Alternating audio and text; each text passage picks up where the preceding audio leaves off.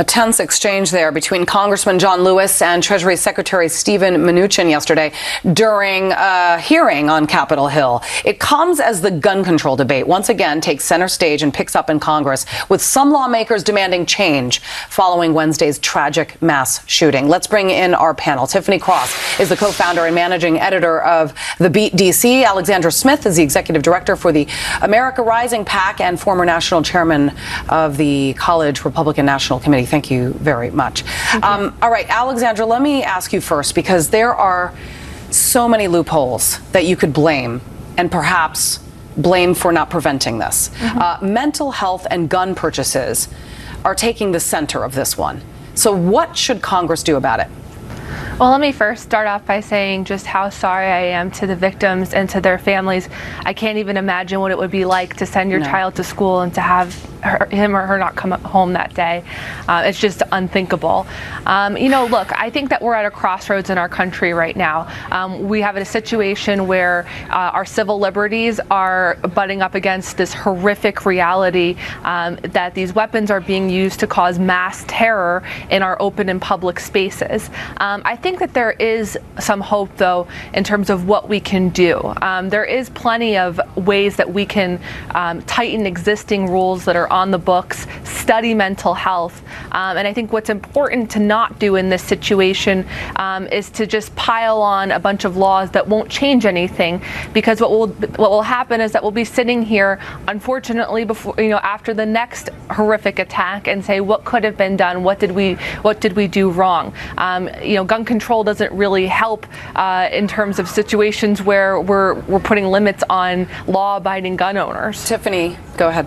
Yeah, I have to disagree. When Alexandra says we're at a crossroads, we were at a crossroads after Columbine, and we've been there ever since, and we've seen how many mass shootings since then. And to be honest, we really won't see change until the dollars and cents from the NRA will buy more than thoughts and prayers. They have to buy policy change. And when we as a country have accepted that dead babies and dead teenagers are not as important as gun enthusiasts who will help the NRA fund GOP candidates who put their own political future before the safety of our children, that's a problem. And I can't tell you how many times that we've seen this happen. Right. And it used to be a huge deal when these mass shootings have happened, and now it's becoming the regular norm. It's very much a huge deal, but it's becoming a norm. It's becoming something. This time we had the breaking news banner happen, but there have been other mass shootings that happen that don't even make breaking news banners across cable networks. And it's time to do more than thoughts and prayers. It's time for action and change. First of all, if there's ever a school shooting, this network is all over it, and we are certainly going to treat everyone like a big deal. And the reason why we're having this conversation right now is, how can you change it from happening? Because it must stop. We hear stories from 17, 18-year-olds begging for Washington to step in and do something. I want to play the suspect's lawyer talking now about how unstable her client is, but specifically she mentions his age, and I'll get to that in a moment. Let's play that. When your brain is not fully developed, you don't know how to deal with these things. When you have the lack of impulse control that a 19-year-old has, that affects the behavior that you exhibit. That's the child that I'm sitting across from. The child. She's referring to her client as a child, yet as a child, the laws allow a child to buy an assault weapon. In many states, it's 18 years old. That's the limit to buy an assault weapon. An assault weapon is meant for one thing, and that is to kill. You have to be 21 years old to buy a beer. So if you're not old enough to drink alcohol, then why, Alexandra, should you be able and responsible enough to purchase an assault weapon?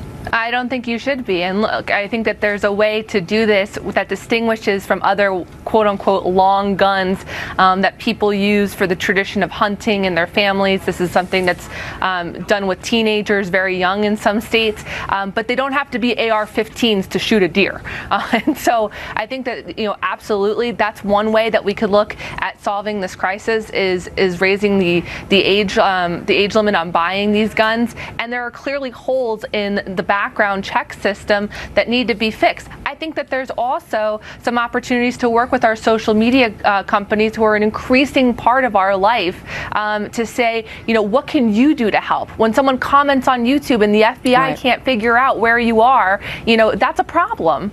Tiffany, I'll give you the final word when we have to go. I just want to say that the gun enthusiasts who are driving this debate, they represent the minority of this country. And I would just beg the viewers to question if these same gun enthusiasts, when you see them in fatigues and bullets strapped around their chest at rallies, holding guns in the air, chanting "over my dead body," if these same gun enthusiasts were black and brown people with locks or braids and fatigues with guns, I have a feeling that some of the people watching me right now might be a lot more willing to have a gun debate conversation right now. All right, I can't agree one way or the other, but I do appreciate both of you coming on. Fair and balanced. Thank you. Tiffany Cross, Alexandra Smith. Thank you. John.